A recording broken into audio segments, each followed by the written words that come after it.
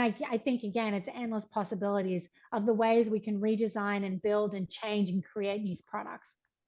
Yeah, you're right. It's how specifically are you going to do it? Are you going to build a market rate deal? Is it affordable housing? Is it senior housing? Is it age and income restricted senior housing? Is it maybe B plus class housing? Is it a build to rent community? Like you've got a 20-acre parcel. There's millions of things you could do with it, millions of iterations out of those basic food groups that you mentioned. So look, active adult living is a new space that's relatively new. It's all the senior housing, which is in some ways it's a bit of a mix between market rate and senior and co-living and all these spaces.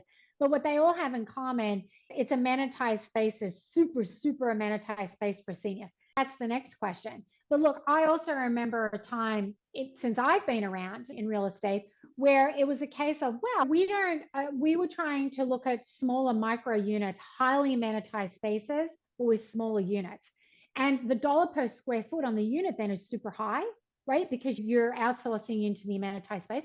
I remember going to institutional investors trying to raise capital, first deal out. There's no way someone will rent that apartment at that rent at the dollar per square foot. And here we fast forward today.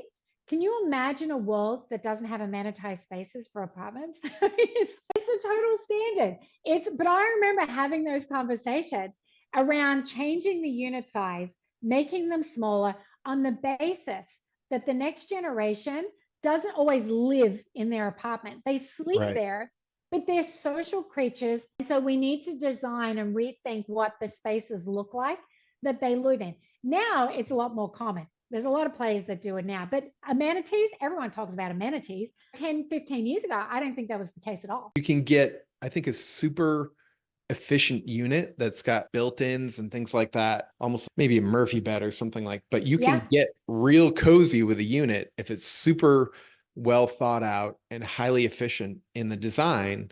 And then you have a larger, maybe community workspace that you can correct. direct people to go. They're not going to just want to be in their unit 24/7. They want to be able to go out and take advantage of the community space.